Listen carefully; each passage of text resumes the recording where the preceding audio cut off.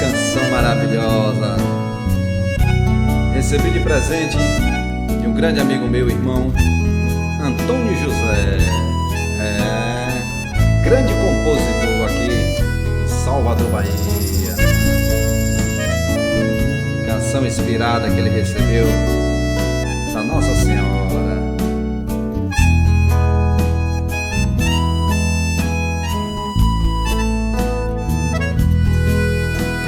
Senhora Aparecida, minha mãe querida, venho te louvar. Também pedi sua bênção, perdão pelas ofensas que fiz praticar. Ó Mãe de tudo e de todos, livrai o teu povo do mal e da tentação. Tire a ganância dos homens, do pobre e a fome, dai a vossa proteção. Ó Mãe querida, Senhora Aparecida, faz-me sempre obediente, eterno paciente, a tua voz escutar. Ó Mãe querida, Senhora Aparecida, com divino manto e recebe meu canto para te louvar.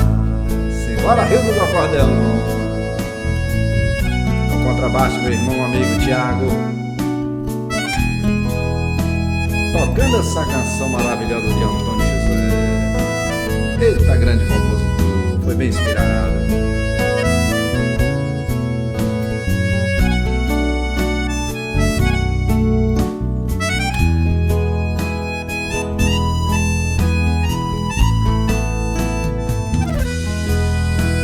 Senhora Aparecida, minha mãe querida, venho te louvar.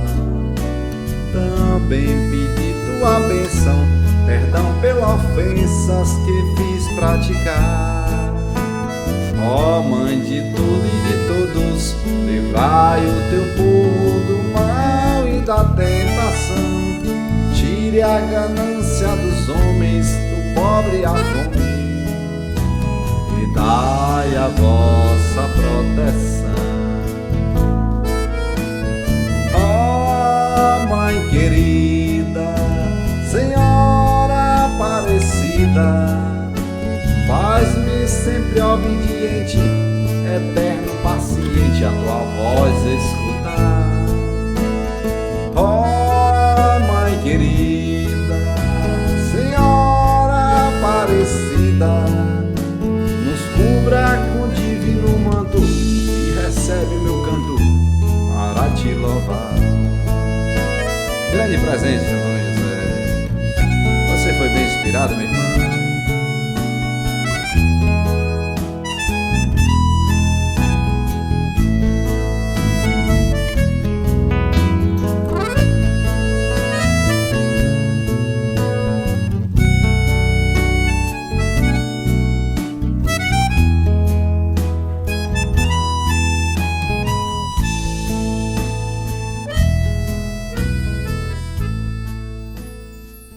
Saudações àqueles que estão assistindo esta minha fala. Eu queria inicialmente agradecer o convite dos irmãos José Alberto e Celso Seara, do Centro Espírita, da Comunidade Espírita Nova Era do Vale do Jiquiçá, para a qual eu estou fazendo esse momento, essa fala, essa exposição, e também dizer que é com muita satisfação que estou aqui falando sobre um tema que é de grande importância para a gente, né, para todo mundo que sente a necessidade de transcender, de buscar algo mais elevado, algo que possa orientar a nossa vida num processo evolutivo. E não existe coisa melhor para essa atividade, para essa realização, do que a meditação. Então vamos falar aqui hoje algumas dicas importantes e algumas orientações importantes, e até mostrando as origens da meditação dentro das filosofias orientais e como elas podem ser úteis para nós espíritas quando fazemos nossas meditações, tanto nas aberturas dos eventos quanto também quando fazemos no acolhimento de nossa casa, no momento de dormir, quando acordamos ou em alguns momentos especiais, né? Então vamos aqui hoje fazer essa abordagem que tem como título Meditação, a arte de viver a paz mental. Vamos ver se a gente realmente passa a treinar, a exercitar, porque é com uma prática constante de um exercício correto, coerente, e sabendo exatamente o que é meditação e sabendo como fazer ela, sabendo até que algumas vezes a gente pensa que está meditando e não está, e às vezes a gente pensa que precisa de uma situação muito especial, uma condição muito especial, um local diferenciado para poder fazer a meditação, e no fundo, em qualquer lugar, fazendo qualquer atividade, podemos meditar, e é isso que nós vamos ver aqui agora, certo? Então vamos lá. Bom, gente, eu começo a nossa fala com uma frase do Tuon Shen, que é do livro 50 Versos sobre a Natureza da Consciência, que foi escrito no século XII, né? E é o verso 45 que nós vamos mostrar agora. Quando a luz do sol brilha, ela ajuda toda a vegetação a crescer. Quando a luz da plena atenção brilha, ela transforma as formações mentais. Isso tem tudo a ver com os primeiros versos dos Yoga Sutras de Patanjali, né? Que fala justamente sobre essas transformações mentais, né? Sobre essas possibilidades de controlar a mente, de fazer com que as inquietações possam ser trabalhadas e bem utilizadas na nossa realidade mental. Eu trouxe aqui algumas possíveis definições de meditação de vários autores. Meditação é simplesmente a prática de focar sua atenção num objeto específico, geralmente algo simples como uma palavra ou frase, a chama de uma vela ou uma figura geométrica ou sua respiração. Então esta primeira definição de Stephen Bodian, está até no livro de Meditação para Leigos, né? Ele coloca aí que a gente precisa focar em alguma coisa, né? Então tem aquela realidade de pensar a meditação como o próprio termo é utilizado, às vezes até na linguagem de dicionário, né? Meditando sobre alguma coisa, estou meditando, pensando, tal. É uma das formas de entender meditação, mas não é a única. Vamos ver outra definição, que é a de Clara Code, que é teosofista. Meditação é uma prática antiga e imemorial, realizada por todos aqueles que sempre se esforçaram por compreender as próprias possibilidades interiores e resolver o enigma do universo. Veja que ela foi longe aí, né? Porque mostrou que não é só uma prática para esse momento, mas uma prática que tem um objetivo maior, um objetivo que diz respeito ao nosso ser, ao crescimento do nosso ser e o entendimento, né, desse universo que vai ajudar a gente a também conseguir realizar esse crescimento espiritual. Já o B. Alan Wallace, que já se tornou um lama tibetano, né, ele define meditação como um meio multicultural de melhorar o estilo de vida da pessoa, meio de alcançar profundos insights sobre a natureza da mente e da consciência, resultando num bem-estar sem precedentes e com base para um genuíno altruísmo e compaixão. Ele, na verdade, resumiu toda a palestra que nós vamos fazer hoje aqui, mas como a gente precisa de um pouco mais de detalhes enquanto ocidentais, ele também é ocidental, mas ele convive com os orientais e aprendeu muito com eles, e justamente ele traz essa conexão para nós ocidentais a partir dessa vivência dele, né? Mas repare que ele fala ao mesmo tempo que a meditação entra como um estilo de vida, né? Passa por um processo de vislumbres espirituais, de conexões, de enxergar o mundo, né? Ver com insights, né? Ver a natureza de uma maneira diferente, a consciência se altera, etc. E depois ele ainda fala de resultados, os resultados, os benefícios físicos e espirituais, psicológicos, mentais, que a gente vai ver tudo isso aqui. Depois nós temos aqui uma colocação fragmentada que a gente trouxe, né, de vários livros da obra de Jung, que ele também comenta sobre meditação. E ele diz que é técnica de introspecção focalizada. E em outro momento ele fala métodos para o aumento da concentração e para a consolidação da consciência com o propósito de protegê-la do inconsciente e suprimi-lo. Quando a meditação se ocupa com os produtos objetivos do inconsciente que alcançam espontaneamente a consciência, ela une a consciência com os conteúdos que procedem não de uma corrente causal consciente, mas de um processo essencial inconsciente. Então vejam que ele está aí mostrando que, a grosso modo, a meditação é uma forma de conexão do inconsciente com o consciente. E se a gente entender que o inconsciente, quer pessoal, quer coletivo de Jung, são os vários princípios, os vários corpos sutis que nós temos, né? E eles são, digamos assim, os veículos destes inconscientes, né? Poderíamos também dizer que a meditação é uma concentração cada vez mais sutil em princípios mais sutis que nós temos, né, como o astral, o mental superior, o búdico. Então, de certa maneira, é uma forma mais psicológica de dizer isso que dentro da teosofia a gente considera que é esta conexão nossa com estes estados mais sutis da nossa consciência. Também temos um teosofista aqui com uma definição que eu considero muito interessante, que é o I.K. Taimni, e ele diz o seguinte, que meditação é uma variedade de exercícios mentais adotados por pessoas que possuem um ideal espiritual de um tipo ou de outro e que querem realizar esse ideal, pelo menos até certo ponto. Não é fácil definir o propósito da meditação, já que isso depende da experiência mental, do temperamento e da evolução do indivíduo. Mas pode-se dizer que esse propósito é colocar a personalidade inferior em contato com o eu superior, tornando assim cada vez mais consciente da sua origem, destino e natureza divinos. Então veja que ele fala praticamente a mesma coisa de Jung com outra linguagem, porque ele já se refere aí a os nossos corpos sutis, se refere aos nossos eu mais transcendente, nosso eu superior, etc. Então vejam que isso aí já é uma forma de a gente perceber que acabam sendo definições que chegam ao mesmo resultado no final, de conclusão, mas falando de uma linguagem diferente. Bom, eu tenho que dizer também a vocês que não é possível falar de meditação hoje em dia sem se referir ao mindfulness.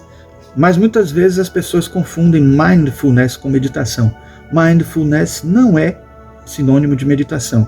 Mindfulness é um estado de consciência aquietado, um estado mais tranquilo, um estado em que nos permite realizar uma série de funções que nós não realizamos quando estamos agitados. Poderíamos até dizer que numa linguagem mais médica e científica seria o estado alfa, e nós vamos ver até isso mais tarde, aqui hoje. E esses são os elementos, né, que poderíamos dizer que definem o que não é mindfulness. Então mindfulness não é o mesmo que meditação, não é deixar a mente em branco, não é buscar a iluminação ou afastar-se da vida, não é suprimir as emoções, não é fugir da dor, não é a autoconsciência na forma de reflexão crítica e não é a prática egoísta. Então a gente vê aí tudo que mindfulness não é. Então seria bom agora a gente saber o que é que mindfulness é. E podemos dizer que mindfulness é um monte de coisa também. Não julgar, paciência, mente de principiante, confiança, não lutar, aceitação e soltar. Repare que essas palavras já falam tudo, né? No fundo, mindfulness é liberar-se da mente compromissada, da mente que estaria, digamos assim, presa num corre-corre do dia a dia, e que se a gente pensa que esse corre-corre do dia a dia é estar atento para as coisas, é exatamente o contrário, porque a gente acaba pensando, falando e agindo com tantas coisas ao mesmo tempo que não consegue focar em uma só no que está fazendo. E mindfulness é o estado que nos permite focar em alguma coisa. E não estar com o mindfulness, ou não estar nesse estado, não faz com que a gente consiga realizar as coisas bem feitas, com efetividade, com eficiência, com objetividade.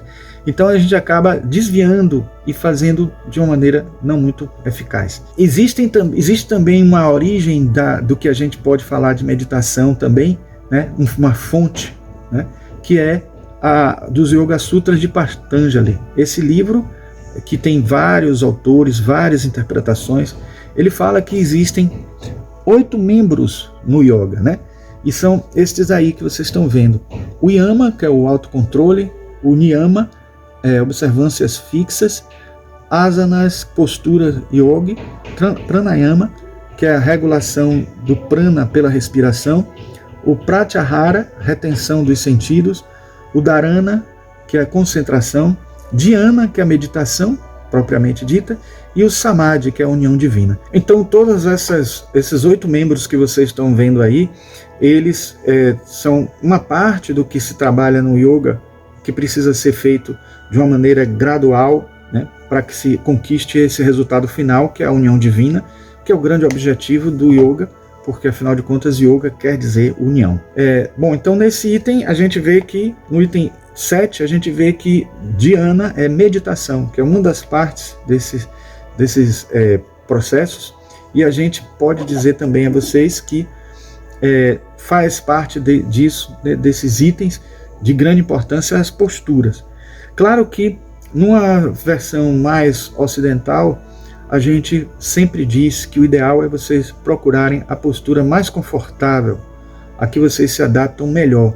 Mas a gente tem aqui exemplos que, se forem confortáveis a vocês, seria interessante, porque elas são as formas tradicionais de se posicionar, né? Então a posição de lótus, de meio lótus, a birmanesa, né? A 6A, a posição de 6A que a gente usa muito até em artes marciais também. Então sobre uma almofada, o zafu, e a posição sentada, né? Que é até considerado muitas vezes como uma posição egípcia. A postura do praticante em lótus completo, que vocês estão vendo aqui à esquerda, e à direita temos algumas posturas mais em movimento, que a gente consegue ver que acontece muito no Tai Chi Chuan, em movimentos que são feitos no yoga também. Então são algumas posturas aí, né? E podemos resumir que nos livros de meditação quase sempre eles falam dessas 4 opções. Vimos que tem várias outras. Aqui na opção 3 vocês estão vendo também o recurso do banquinho, na opção 2 da almofada, e assim a gente percebe que tudo depende da busca do conforto, né, para que o corpo não desvie a nossa atenção por algum incômodo que esteja acontecendo no momento da meditação. Temos agora aqui uma frase do Jon Kabat-Zinn. Jon Kabat-Zinn foi a pessoa que trouxe para o Ocidente essa ideia do mindfulness. Trouxe desde o século XX, né, nos anos 90, e de certa forma não teve uma repercussão tão grande. Começou a crescer, só no século XXI que ganhou uma repercussão maior, e até os livros que ele publicou, ele teve que republicar, porque passou a ser uma febre, né, e está mais apaziguando de uns tempos para cá, mas a gente viu digamos assim, um modismo enorme, né, às vezes até exagerado em alguns sentidos, porque nem tudo que se falava de mindfulness era coerente, era verdadeiro. E às vezes alguns livros repetitivos e só trazendo poucas informações, mas é interessante que a gente busque, né, as informações nas origens, e também tente se aprofundar um pouco mais, tentando separar o joio do trigo, né? Aqui nessa frase dele ele diz que mindfulness significa prestar atenção de uma certa maneira, de propósito, no momento presente e sem julgamentos. Só essa frase aí dá margem a vários capítulos do livro dele, porque o prestar atenção de uma certa maneira é mostrar que não é só prestar atenção, é prestar atenção tendo consciência, realmente saindo do piloto automático e realmente focado naquilo que está fazendo, de uma certa maneira, porque não é a mesma maneira que você tenso diz assim, preste atenção, hein? Imagine quando um professor diz para os alunos assim, preste atenção, ele fica mais tenso e é capaz de até perder as informações por medo do professor. Então é um prestar atenção leve, um prestar atenção que realmente considera que a ação consciente, né, de perceber algo, de entender, assimilar alguma coisa, envolve não só o físico. E se você está tenso no físico, né, o sistema nervoso fica também muito bloqueado, e de certa maneira você não consegue transferir as informações do físico para o astral, para o mental, etc., e fazer com que a fluidez dessa atitude objetiva de focar em alguma coisa se dê tranquilamente. E de propósito, porque não é uma coisa casual, né? e no momento presente, sem nem ficar preso no passado nem no futuro, lembrando de alguma coisa, com recordações, imagens, etc. E nem preocupado com o que vai fazer depois, ou com algum compromisso, alguma coisa que lhe incomoda e tal. É importante que a gente perceba que essa definição mostra um estado que a meditação nos favorece, nos possibilita, mas também nós vamos ver, à medida que nós formos trabalhar aqui o assunto, que mindfulness é só um dos estados, que já é muito útil para a gente, mas não é o único, e se a gente for buscar as origens budistas, a gente vai perceber que tem muito mais pela frente. Essa frase aqui que eu trouxe é muito interessante, que eu gosto bastante, do próprio Jon Kabat-Zinn, para ilustrar o que a gente falou até agora. Você não pode parar as ondas, mas pode aprender a surfar. Isso se assemelha ao que a teosofista Annie Besant diz, que a gente deve utilizar as leis, a gente deve se aproveitar das leis porque já que não pode contrariá-las, né? A lei da gravidade a gente pode até usar, podendo voar, né? Com instrumentos específicos, usando a ciência, etc. Da mesma forma, a gente saber utilizar a nossa cognição, nossa criatividade para poder realizar uma tarefa de focar em algo e se libertar do piloto automático é uma ação muito importante, e eu acho que a gente tem condições de realizar isso se a gente souber lidar com as questões da nossa própria psique. Aqui eu trouxe também os diferentes níveis de aprofundamento, né, de profundidade da meditação. A gente percebe que existem 5 níveis. Alguns falam só de 4, mas eu trouxe 5 que são os que são colocados por Daniel Goleman no livro Ciência da Meditação. E a gente encontra que no nível 1 é o nível intensivo, é o nível dos monges yogis. Esse nível aí é difícil para a gente alcançar, porque precisa de toda uma atividade cotidiana que alimente esse estado. Então a alimentação, o dia a dia, né, não agitado, uma vida em contato com a natureza, uma vida em convivência com outros monges. Então, realmente é necessário muito mais do que simplesmente meditações diárias ou várias no mesmo dia. No nível 2, a gente tem uma situação adaptada, né? É o nível adaptado que é dos ocidentais. Então, sem todas essas condições que eu disse a vocês, que uma pessoa que está morando num mosteiro, na convivência com outros monges, não dispõe, né? Então, esses 2 primeiros níveis são os níveis de meditações profundas, né? Já o nível 3 é o do mindfulness, um dos mindfulness, que é o da meditação e também da meditação transcendental, porque existe um mindfulness mais profundo, né?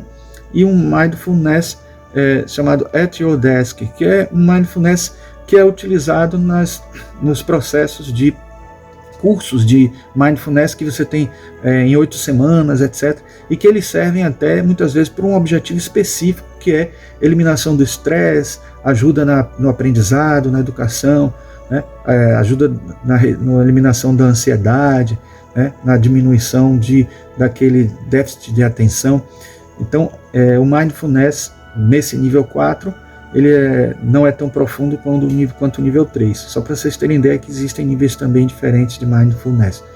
E no nível 5 são as inovações e adaptações dos cientistas. Então, se os cientistas começam a fazer experimentos e veem que alguma coisa muda quando você, por exemplo, bota uma música, bota um incenso, ou então tem uma alimentação mais leve antes, ou uma alimentação específica com uma cardápio nutricional bem balanceado, bem trabalhado, eles colocam isso e acabam incluindo, o que não quer dizer que não esteja também aumentando o nível, né? Só apenas está agregando informações.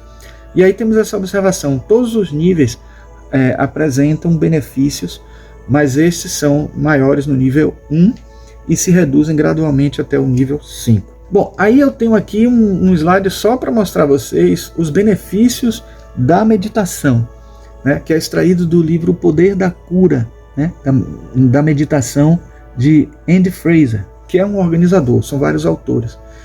E a gente vê que já foi comprovado cientificamente que a maioria das práticas de meditação beneficiam-nos com os seguintes resultados: melhoria da postura física, redução do colesterol, fortalecimento do sistema imunológico, efeito anti-envelhecimento, esse aí as pessoas adoram, né?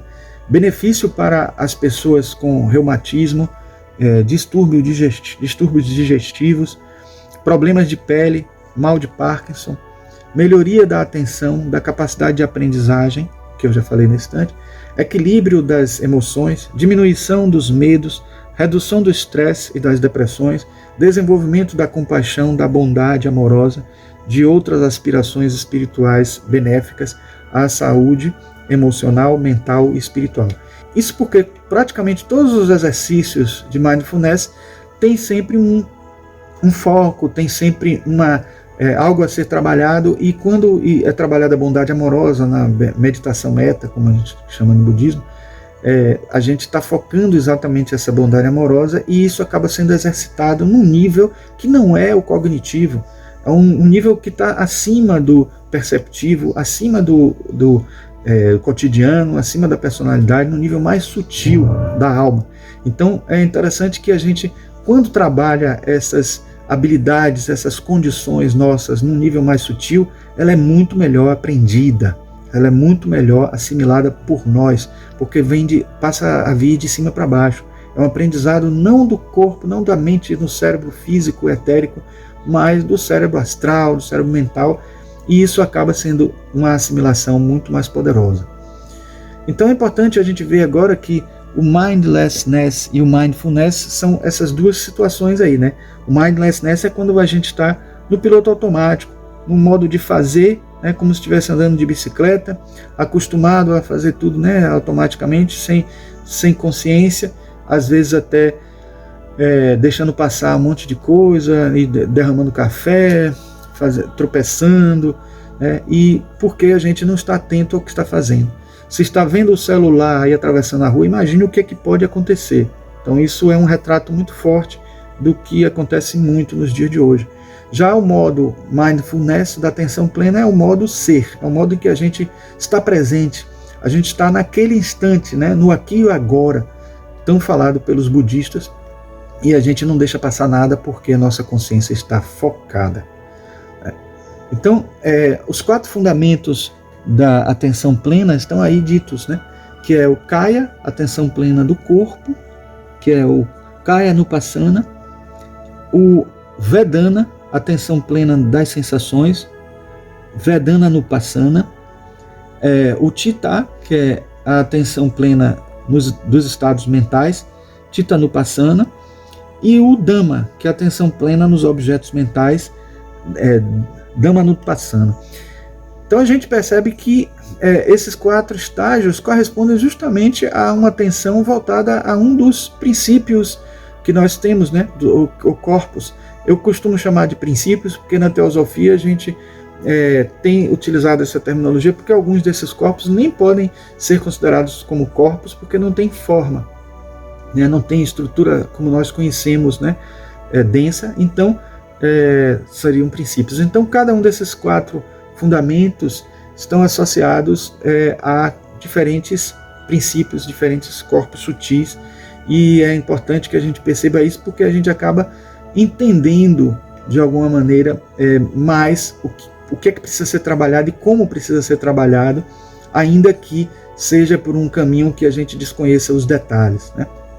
Então aqui já estamos vendo, né, que dentro da versão espírita, o corpo físico, o perispírito, o corpo mental são diferentes focos que poderão ser feitos. Ou também, ainda não esquecendo do espírito ou a mônada, né, que quando encarnado é chamado de alma dentro da doutrina espírita.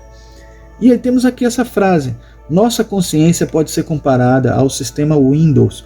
Se temos muitas janelas abertas, ele trabalha mais lentamente, atinge o nível burning out. Sabe quando a gente fica revoltado porque o computador está lento?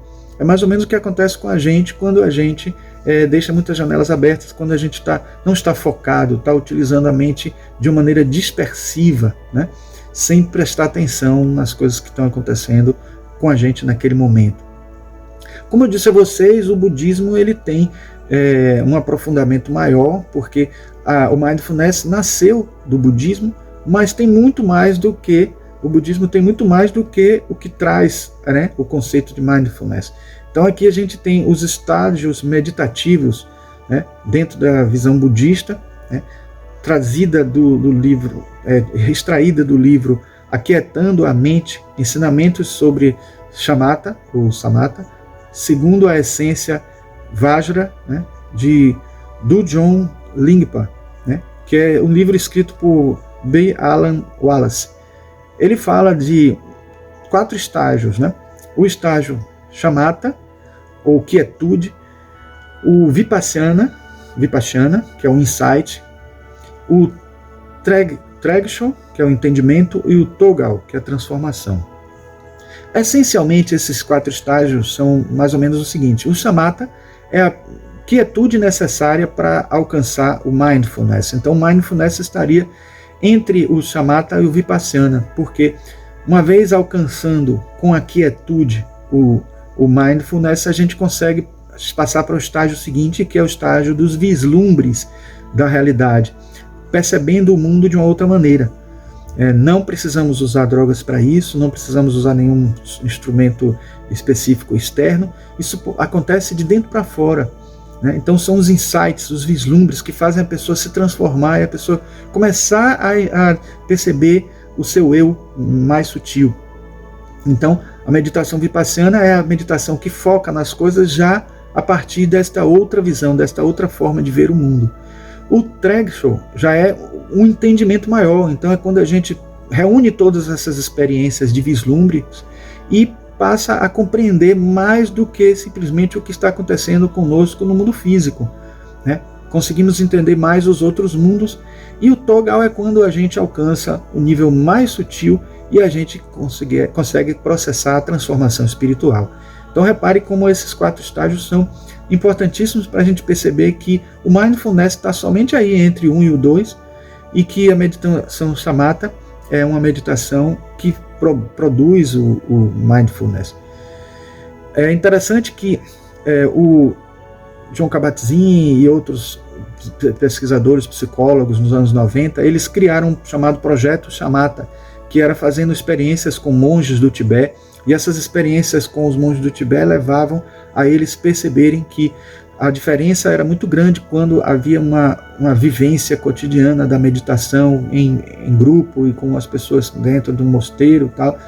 E aí eles começaram a fazer grupos controle, né? Grupos de meditadores que eram monges, grupos de pessoas que estavam meditando mais constantemente a semana inteira, outros que estavam meditando só diariamente, só durante uma vez no dia, 2 vezes ao dia, e foram vendo as diferenças sobre isso, os resultados na prática. Nós estamos vendo ainda nesse slide também uma versão ocidental de como isso poderia ser percebido, né, pelos estudiosos de neurociências, né, porque aí a gente está vendo como isso pode ser registrado através dos eletroencefalogramas, né, os estados, né, gama, beta, alfa, mi, teta e delta. Esses 2 que estão acrescentados aí em relação ao de cima, porque o de cima a gente vê delta, teta, alfa e beta. O beta sendo o mais agitado, o dia a dia, o cotidiano, talvez o comparável ao mindlessness, e níveis mais profundos de meditação que poderiam até ser comparados aos vários estágios meditativos aí que nós estamos colocando. Esses estágios intermediários, como o Mi e o Gama, eles foram acrescentados posteriormente porque são estados de transição e estados de culminância, né, do processo de avaliação dos graus de frequência do eletroencefalograma. Então, além disso, existem também os 4 chamados incomensuráveis, que eu falei agora há pouco, que são focos de meditação, né, que podem ser na bondade amorosa, a meditação meta, na compaixão, que é o karuna, na alegria empática, o mudita, equanimidade, o peka. Esses 4 incomensuráveis são alguns focos em que se pode concentrar a meditação, né? Mas a gente sabe que também podemos concentrar, focar na respiração, podemos focar no próprio corpo, fazendo um relaxamento, escaneando o corpo, né? Cada vez relaxando uma parte, um músculo, né? Existe foco no próprio ser que nós consideramos divino, nosso mestre, que no caso dos budistas é Buda, no caso dos cristãos é Cristo, e assim por diante. E a gente pode ter a imagem mental dele ajudando a fazer esse foco acontecer. Nesta frase que nós vemos aí, né, de Thich Nhat Hanh, a gente encontra uma informação bem preciosa, que é quando ele diz que meditação não é fuga, é um encontro sereno com a realidade. Então, a gente não pode entender que meditação é um escapismo, né? Não é uma forma de sair das atribulações do dia a dia, mas é uma forma de buscar, né, a sua realidade mais íntima, a sua profundidade, o seu eu superior, né? E aqui nessa ilustração à esquerda a gente vê que Buda fala: não se esqueça que os instantes que você vive aqui e agora e as pessoas que você convive aqui e agora são as mais importantes da tua vida, porque são os únicos reais. Então é o único momento que a gente vive de fato na hora que a gente está consciente, que é o momento presente. O futuro a gente ainda vai viver e o passado a gente já viveu e está só recordando. Então é interessante focar no presente, porque a gente vai estar muito mais em um estado melhor de tranquilidade. E aqui nós temos vendo também um slide que fala da diferença do mindfulness e o mindlessness, mostrando que o mindlessness faz julgamentos constantemente, cria critérios e regras, segue uma sequência lógica, foca a atenção na meta, usa mais o lado esquerdo do cérebro, né? Já o mindfulness deixa as ideias fluírem, evita critérios e burla as regras, dá liberdade ao caos e à aleatoriedade, foca a atenção no caminho e usa mais o lado direito do cérebro. Então, a meditação que trabalha para alcançar o mindfulness, ela ajuda a criatividade, ela ajuda ao aprendizado, ela ajuda a uma série de condições possíveis humanas para que a gente consiga realizar muito melhor o que a gente está pretendendo fazer. E no programa de 8 semanas, eu vou mostrar aqui rapidamente para vocês, eu digo aqui o que é feito nesse programa criado por Jon Kabat-Zinn. Na primeira semana ele trabalha só essa questão de sair do piloto automático, sair do mindlessness. Na segunda semana, conscientização do corpo e lidar com as barreiras do corpo, né? Que é justamente a grande dificuldade que as pessoas têm, né, na meditação, de achar que não consegue meditar porque não consegue focar, não consegue desviar, fica sempre desviando a atenção, não consegue centrar. Mas isso é um exercício, todo mundo vivencia isso. A pessoa não precisa apagar a mente completamente, não. A pessoa faz o exercício e cada vez que isso que acontece, aparecer algum pensamento, a gente observa esse pensamento como algo externo e deixa ele passar como se fosse um transeunte que aparece na nossa imagem, na nossa frente. Então, o processo de meditação é gradual e ninguém consegue assim da noite para o dia, mas também, por outro lado, não é nada difícil, tão difícil que uma pessoa não consiga, né? Mesmo a pessoa mais desatenta, mesmo a pessoa que tem a mente mais inquieta, ela consegue melhorar de um nível para o outro. E se ela conseguir uma variação mínima que seja, já faz uma diferença enorme como resultado, tanto psicológico como fisiológico. A terceira semana é focada em atentar-se para o movimento, né? A quarta semana, observar as emoções, sentimentos e pensamento. Na quinta semana, deixar que as coisas sejam como são, aceitação. Na sexta semana, reconhecer os eventos mentais, pensamento é um evento, exatamente isso que eu falei nesse instante, né? Entender que o pensamento aparece, mas pode ir embora sob o nosso comando, que a gente tem controle sobre isso, né? Na sétima semana, bondade amorosa, compaixão e cuidado de si mesmo, ou seja, já utilizando a meditação para um estágio mais avançado de transcendência, de buscar uma transformação até espiritual, né? E na oitava semana, manter a atenção plena no dia a dia de nossa vida, fazendo exercícios que mostrem que a meditação não é algo que você tenha que fazer como uma solenidade, é algo que você pode fazer no seu dia a dia, lavando prato, né, tomando banho, enfim, fazendo qualquer coisa, lendo um livro. Claro que lendo um livro você já está focando no tema, no assunto que está sendo lá trabalhado, trabalhar o mindfulness na leitura de um livro é fundamental, porque é o que faz com que a gente não precise ficar lendo a mesma página várias vezes porque desviou a atenção.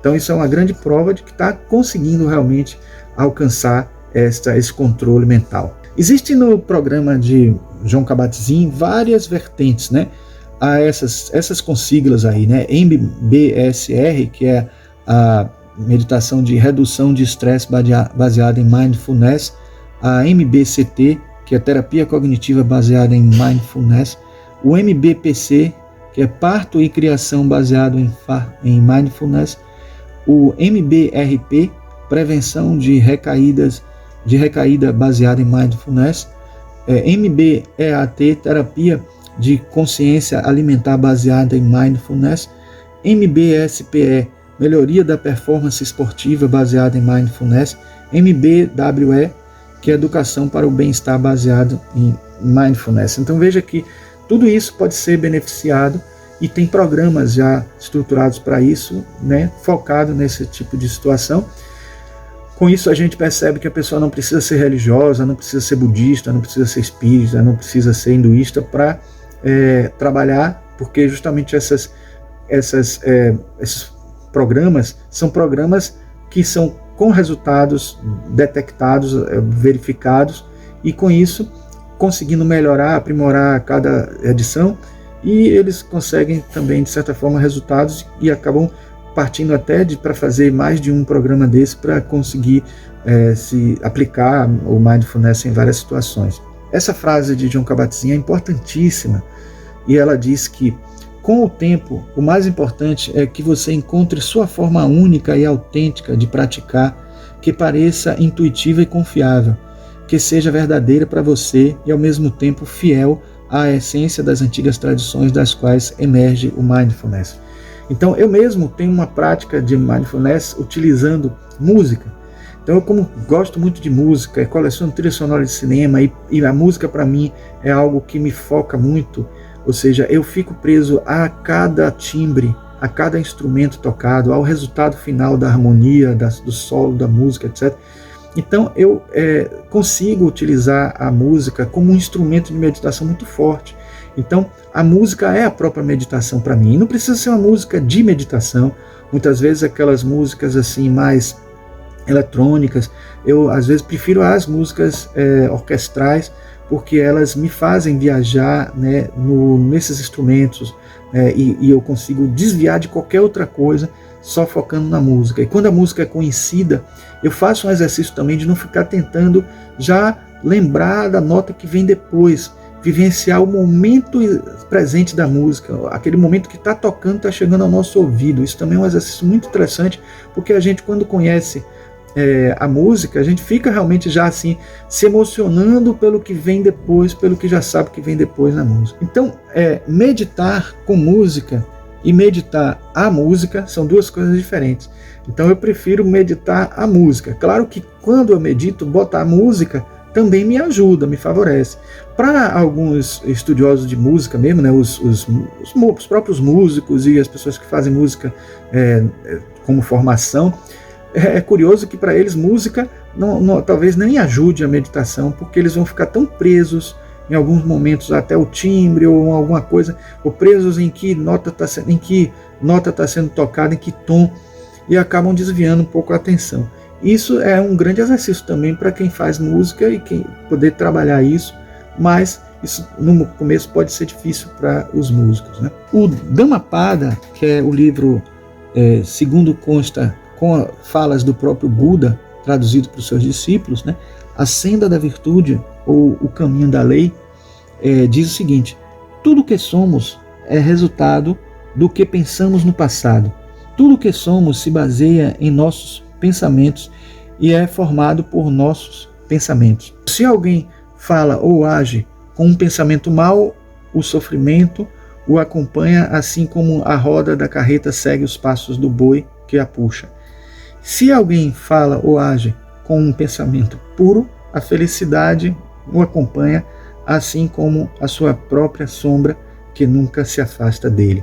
Essa passagem do Dhammapada é interessantíssima porque mostra como a gente pode cultivar o nosso futuro semeando coisas positivas no aqui e agora, nesse momento, né? Então, nós somos o que nós pensamos, de certa maneira, porque nós temos controle sobre os nossos pensamentos, né?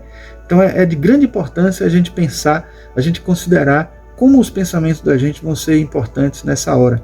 E saber observar esses pensamentos, saber que esses pensamentos fluem, entram e saem sob o nosso comando, e a gente pode até expulsar eles quando quiser, para deixar que a nossa mente flua em outros estágios que não o mental, é algo que é muito interessante também trabalhar na meditação. A gente sabe através do Espiritismo, na figura de André Luiz, que trouxe para a gente em livros como Evolução em Dois Mundos, o Mecanismo da Mediunidade, que todo o nosso pensamento gera formas de pensamento. E essas formas de pensamento, elas ficam em torno da nossa aura, nos alimentam de energias, nos fazem ter atitudes mais positivas ou mais negativas. Então, é interessante que a gente cultive nos nossos pensamentos situações agradáveis e que a imagem seja focada também. No momento que a gente cria uma imagem na nossa mente, de uma flor ou de uma mandala, né, ou até usa a própria mandala como uma visualização criativa ou como um elemento de meditação ela na frente da gente, quando a gente foca na figura do Cristo ou na figura de Buda e a gente deixa a mente estável, focada nesta imagem, a gente consegue alcançar um nível superior ao mental, porque o mental está servindo de ponte para conexões com o nível da alma, com o nível do mais sutil, do mais transcendente em nós. Então, é interessante que a gente perceba isso, porque isso é a maneira de entender a meditação dentro de uma perspectiva espiritual, né? Entender como que a nossa visão, né, da existência de um perispírito, da existência de um outro corpo sutil que está ali conectando a gente, de um duplo etérico que nos conecta a esse perispírito, vai nos favorecer, né, fazendo com que a gente até foque na existência deles em muitos momentos. Então é importante que a gente perceba todos esses mecanismos para que a gente consiga ter um resultado mais favorável. O André Luiz mesmo, em Mecanismo da Mediunidade, ele fala que quando a gente vibra em favor de alguém, em oração ou em uma meditação na intenção de alguém, a gente precisa persistir naquele pensamento. Repare que isso tem tudo a ver com o que eu falei agora das formas de pensamento, porque quando a gente foca, permanece com o foco bem ligado na pessoa, a imagem da pessoa se forma na nossa mente e vai nos ajudar a criar essa conexão. E segundo o André Luiz, existe até um canal que se forma, eu acredito muito que é um canal etérico que se forma entre a pessoa que está emitindo e a pessoa que está recebendo a energia. E ele diz até que poderia até fazer uma analogia de que se existe um tubo, um canal, uma mangueira, alguma coisa assim, e a gente vai colocando uma bolinha, 2 bolinhas, 3 bolinhas, 4, a gente só vai chegar a atingir a pessoa no momento em que a gente colocar a última bolinha que alcançou todo o tubo de conexão, né, entre uma pessoa e a outra, e aí sim vai chegar a pessoa. Claro que é apenas uma analogia, porque mesmo a energia mais fraquinha vai chegar, mas vai chegar com menos intensidade. Mas é interessante que a gente perceba que é a persistência que vai ajudar a conseguir a atenção, o foco, né, bem ligado à pessoa, e é muito mais efetivo do que a gente ficar só proferindo palavras, porque às vezes as palavras vão ao vento e não trazem o benefício. Não estou dizendo que as palavras não são úteis, são sim, porque você muitas vezes autoriza a entidades que possam transmitir essa energia que você quer emitir para uma outra pessoa, autoriza as entidades a fazerem isso. E isso é uma coisa muito eficaz, porque às vezes pedir a Deus pela pessoa pode ser ao mesmo tempo um significado que você está querendo doar sua energia, né? Então a gente está sendo muito mais objetivo quando a gente diz isso diretamente. É óbvio que Deus sabe tudo que nós precisamos, mas Ele, como deixa a gente numa escola da vida, né, no processo de aprendizado por livre-arbítrio, Ele também depende da autorização que a pessoa dá, né, para poder as energias chegarem a ela, essa autorização que é inconsciente, porque nada mais é do que a própria aceitação dessas energias, a aceitação de Deus dentro dela, que vai permitir que essas energias cheguem, né? Mas da mesma forma, pessoas que estão querendo ajudar precisam autorizar que energias da sua própria aura, energias da sua própria constituição energética cheguem àquela pessoa. Então a gente precisa realmente autorizar através de palavras, porque essas palavras vão ajudar as entidades conseguirem ter uma ideia de que você realmente está querendo enviar as energias para a pessoa e muitas vezes doando um pouco da sua energia vital para essa pessoa, e eles só podem fazer isso com a nossa autorização. Uma coisa que eu não disse, né, mas os resultados da meditação não são imediatos, mas já se sabe que com 7 dias contínuos de meditação já tem resultados bem perceptíveis se a pessoa fizer bem feito, e é um resultado acumulativo. À medida que você vai continuando a meditar, os resultados vão aumentando, vão melhorando e vai influenciando a pessoa para o resto da vida também.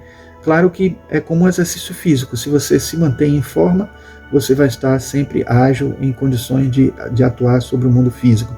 Se você medita direto, como se fosse uma prática de academia, vocês também vão estar bem melhores para receber as situações que a vida nos traz e as realidades, né? E ser criativo, e ser consciente, e se transformar diante das coisas que acontecem e aprender com a vida também, né? Então é interessante que a gente perceba tudo isso dentro de uma visão espiritual e consiga fazer o melhor uso possível da meditação.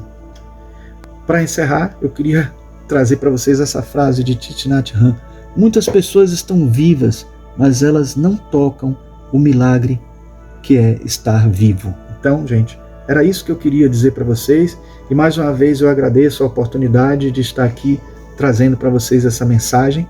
Espero que tenha sido útil para vocês todos e espero que vocês pratiquem a meditação, ok? Um grande abraço.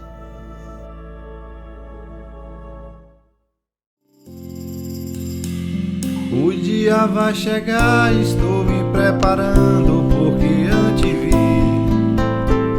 um livro que lhe empresto e você não aceita a verdade ali. Existe tanta gente por aí, as tantas sem se definir. A hora da balança, o peso não alcança o que deve atingir.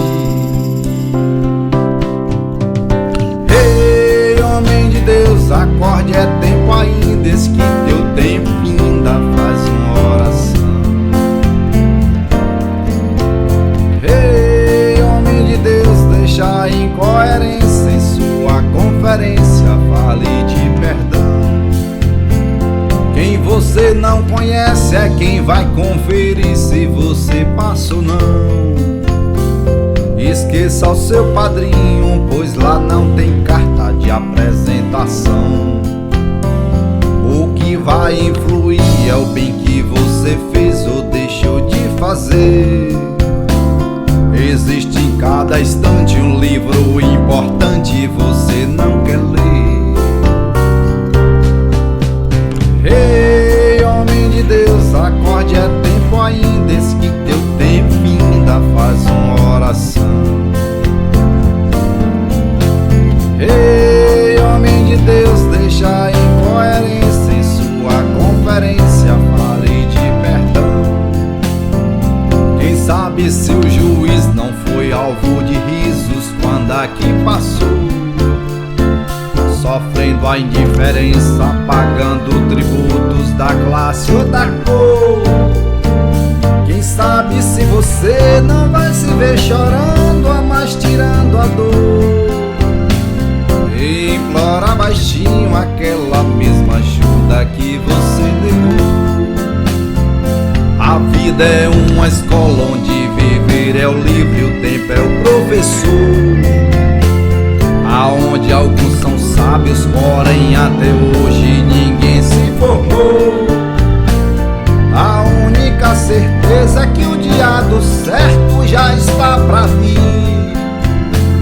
Prepare sua alma, pois na hora certa você vai ouvir.